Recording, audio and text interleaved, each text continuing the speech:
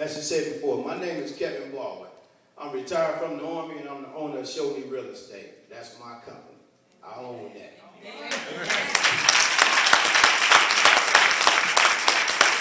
I want to take a minute at a time to talk to you about being focused, being a leader, education, and being innovative. Those are things that you must do if you want to be successful in this world. I was born in St. Louis, Missouri, the Show Me State, which Show Me Real Estate, that's my company. So a lot of people always ask me, where do you get Show Me Real Estate from? It's actually from my state, but it has a double meaning. I can show you some real estate, and I'm from the Show Me State. All right. In 1985, I decided, I was sitting in my basement, and we was just, looking around, and we had just came back from a friend of ours' funeral, a friend of mine. We came back from a person who had died from his funeral. And we were sitting there and we said, I told my friend, I said, everybody around us are either, they're dying or going to jail. It's just so much stuff. St. Louis is it's a beautiful city, but it has a reputation of one of the dangerous cities, which I'm not proud of. That's nothing to be proud of. But anyway, we were sitting there and we said, it's a lot of stuff going on out here. We're going to have to get out of this city. We're going to have to do something. And at the time, I was in high school, and college was so far away from my mind. We wasn't even thinking about college. We were just thinking about getting out of high school, as most of you all are thinking about getting out of high school. So one day, we was just sitting there, and we said, my friend name was Ron. I said, Ron, we're going to have to leave this city. So we came up with this idea. We going to L.A. We on our way to L.A. So now, keep in mind, we're 18 years old, and we on our way to L.A. We don't have any money. We don't know anybody. And when we looked on, back then, this is 1985, a two-bedroom apartment where we wanted to stay was $1,800. Now, I can't afford a two-bedroom apartment for $1,800 today, let alone in 1985. So we decided, okay, we're going to do something else. So we figured that the L.A. Venture wasn't the best venture. So we decided, hey, we was going to join the Army. So we went down to the recruiter, and the recruiter came in. He was really motivated to see two guys. It was easy. Two people wanted to come in the Army. He was ready. He was ready to put us in the Army. And he said, I have this buddy program. Now, the people that's been around a while know initially the Army used to offer a buddy program. Amen. Now, what the buddy program was, you and your buddy, you all can sign up together, go to basic training together, go to your AIT, Advanced Individual Training, and go to your first duty station together. So we was like, oh, that's wonderful. We'd love to do that. So the guy told me it's two conditions to get in this program. You have to pass the main test downtown, and you have to graduate from high school. So we're like, okay, that's too easy. So the guy told me, he said, well, you go take the pre-test, because you had to pass the pre-test to go down and take the big test. So he put me on one computer to take the pre-test. He put my buddy on the other computer to take the pre-test. So I went on through the pre-test. I'm like, okay, it's okay. Went through, finished the pre-test. He was still taking his pre-test. So I finished. So the guy looked at him and he said, well, you passed. We're going to set you up to take the big test downtown. He's still over there testing. Now, he set me up. He said, okay, well, we're going to set you up. So they set me up to go to take the test downtown. When he finished the pre-test, he didn't pass the pre-test. So they kind of nixed the buddy plan. But I thought about it. I said, Lord, you brought me here alone. I'm going to have to walk alone. So I had to go take the big test. I had to leave him at the pre-test. So I went downtown, I passed the test, and, they got me my occupation, what I was going to do in the Army, and I told them, I want a desk job. I'm going to tell you that right now. I don't want to be combat nothing. I want to be chairman. Oh, God. I want to stay right behind that desk. I want to count money. Actually, I told them I wanted an accountant job. I said I wanted to do something that dealt with accounting. So that was a desk job. So, needless to say, I joined the Army. And when I first joined the Army, I really didn't like the Army. because it was two things that the Army made you do every day. And I'm sure you kids can understand this. Get up and clean your room. You need to clean your area. You have to get up, you know. So that was two things that I didn't like the Army. But as I got in, I thought to myself, you know, I thought I was smart. And I was like, that's it. It's pretty simple. You know, it's not bad. But I still didn't really like the Army. But every time I knew what I had to do. When the people that was over me told me this what we had to do, this was the mission, that's what we did. You got to understand, if you're a part of the team and you're not the leader of the team, you must be a team member. That's right. That's right. Team member. Now, if you don't like being a team member, you need to get yourself together and become the leader.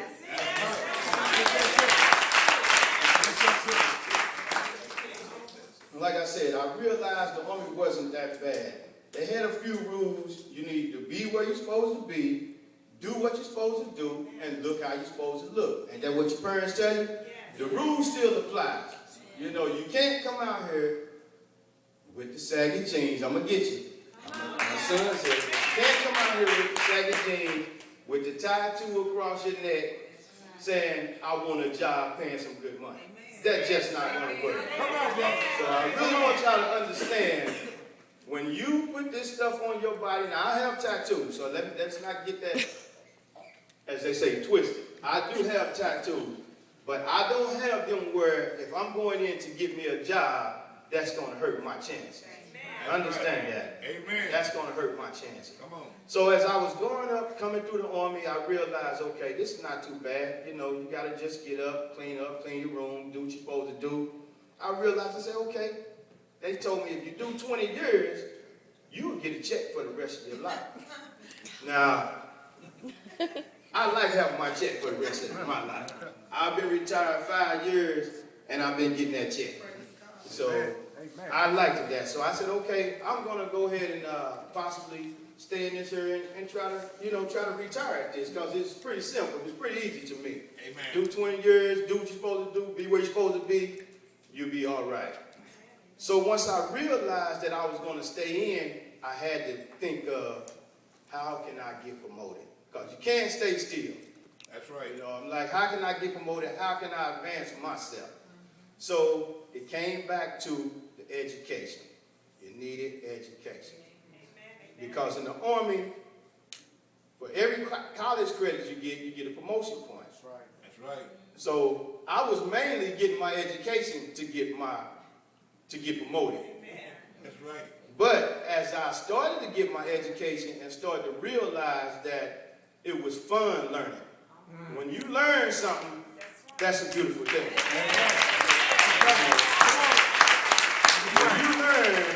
When you read something that you didn't know, it opens up your eyes.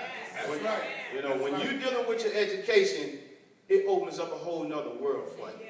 So I talk to all you all, continue to read and try to just educate yourself.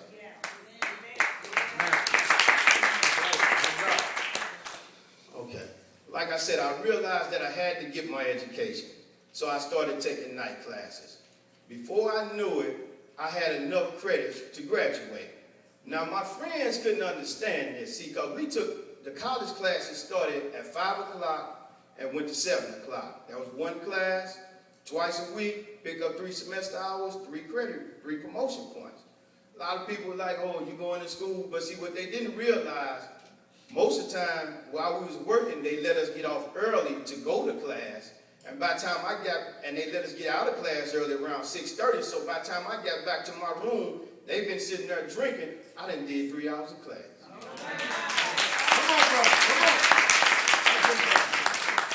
So while they was partying, I was getting the education.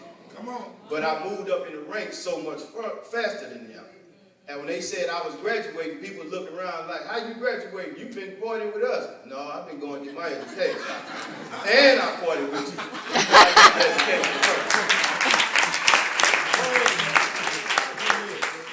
So I realized, you know, again, from the time when I came in, that sometimes you have to blaze the trail alone. Sometimes you have to go alone. Well, I take that back. You have to go with the Lord. He's always going to be there. That's right. But you have to blaze the trail. You have to get away and separate yourself from your friends.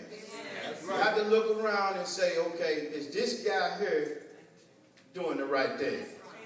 Is this the guy I want to be around? Like I tell my son, I said, now, you're 14. You know, this guy or somebody that's 19 or 20, what are they hanging with you for? What are you hanging with him for? Right? You only going to be the fall guy because you're the youngest. If you're 14, will you hang with an 8-year-old? No. So why is a 19-year-old hanging with a 14-year-old? If you wouldn't hang with an 8-year-old, so you have to understand it's all about you. It's all about you making that decision on what you want to do. My God. After 10 years in the Army, I got selected to go to the one officer program. Now, the one officer in the Army is the kind of guy that he's the technical expert. He kind of does his own thing. And, you know, that's kind of me. I like to do my own thing. I don't like to really be bossed around, but I will follow if you lead me right. But you have to lead me right. If you can't lead me, I'm going to play the game, but I'm going to get off your ship. So after 10 years in, I got selected to go to the one officer program, and they told me I was coming to Fort Bragg. Now, St. Louis is a city, and the only thing I knew about North Carolina was like, honestly, I live here now, I love the state, but Gomer Powell, I thought y'all was all country. I'm North Carolina now, so I guess we all country. But I thought y'all all was country. So I was like, no, I don't want to come to Fort Bragg. But I came to Fort Bragg, and I got here, and I was like, you know, the community is a good community, because really what you have here at Fort Bragg is a melting pot. You know, because Fort Bragg has so many people from all over the place. So it's pretty much not like your typical city in North Carolina. It's pretty much a different city. So I said, okay, I'm going to go ahead and work with this here. So I kept on, you know, I'm riding around. This is back in 96. I'm riding around, and I'm seeing all this. I keep on saying, no money down, buy a house, buy a house. I'm like, what's going on with that? What do you mean, no money down? So I went in and talked to the guy. He kind of explained the program to me. Now, he told me no money down means no money down, but you still have closing costs. Keep that in mind. But we're not going to go too deep into the real estate.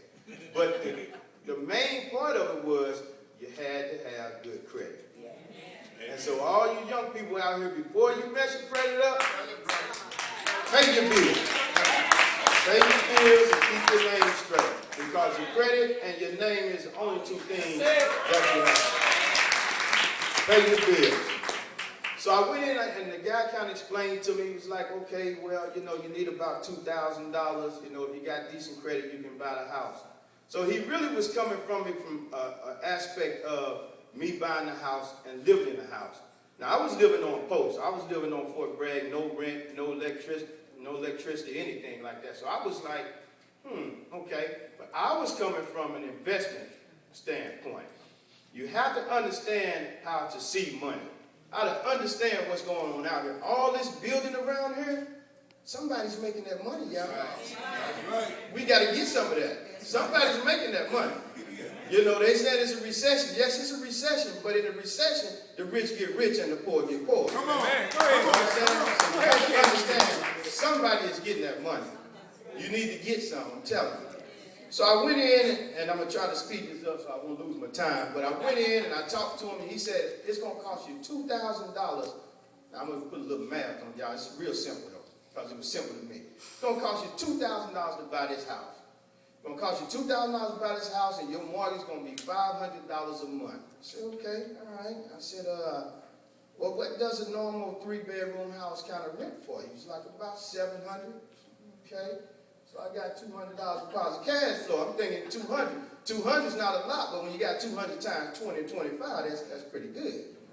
So when he explained it to me, so I said, okay, let's do this. So $2,000 a month to buy the house. Now, when I'm the landlord, I own the house. Now, I still live on post. So when somebody came in to rent that house, I'm going to charge them $700. I'm going to charge them $700 for the rent for the first month, $700 deposit. So right then and there, I got $1,400 of my money back in a day after I closed. Understand that. Plus, I'm making $200 positive cash flow a month. So in 3 months, I got my money back. How can I go wrong with that? You know, how can I go wrong with that? And a lot of people didn't understand that. I started buying houses. One of my other friends, he bought a Corvette. I bought another house, he bought a motorcycle. I bought another house, he bought another car.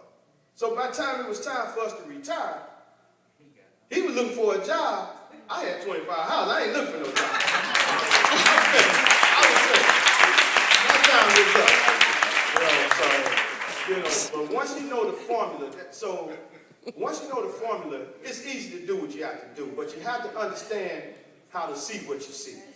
You know, it's a lot of stuff going on around you. And you really have to pay attention to what's going on around you. It's, you know, they're building crazy.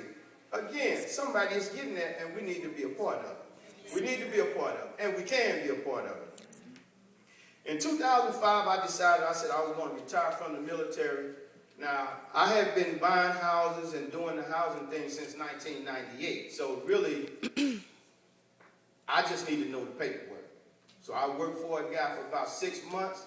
I was like, hey, I'm going to my own company. Why not? Why pay you when I can do the same thing? You're just holding my paperwork. I know how to do that. So I opened my own company. And I must say, for the past 5 years, we've been in the top 100s, about 1,800 companies out here.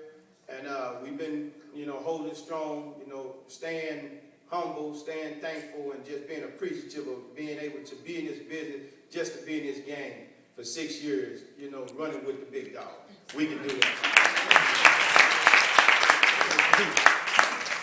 Now, I'm going to go ahead and try to, you know, close this up a little bit, but what I want to tell you all is, nothing I did, you can do it. You all can do it better than me. I'm lazy. Excuse me. I'm not lazy. I don't want to do too much work that I don't have to do. It's different. Because I work probably more than I work in the Army because I own my own business. It's my own business. So you have, if I don't make no money, I don't get no money. So just keep that in mind. So, you know, I wanted to do something that was going to bring me some revenue.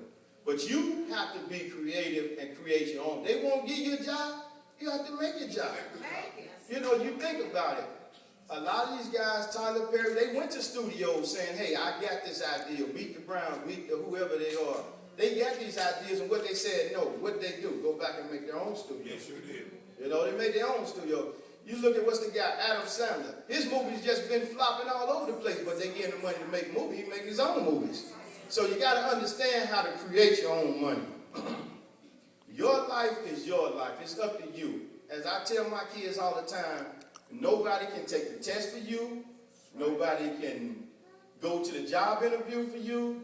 It's on you. It's solely on you. I got mine. I'm helping you get yours, but if you don't want to help get yours, you might have to see the district attorney.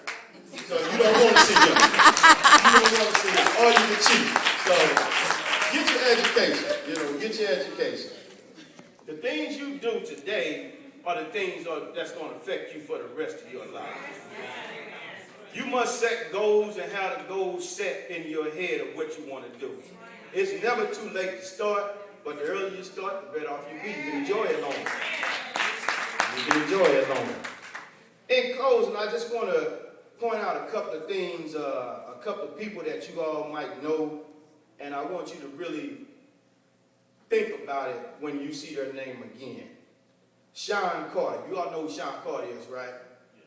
Okay, I'll tell you. That's Jay-Z. Jay-Z made $63 million on his clothing line.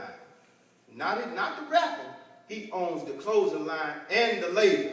So everybody that's under him, he's making money off that. Understand that. When you see him, don't just think about, oh, this here.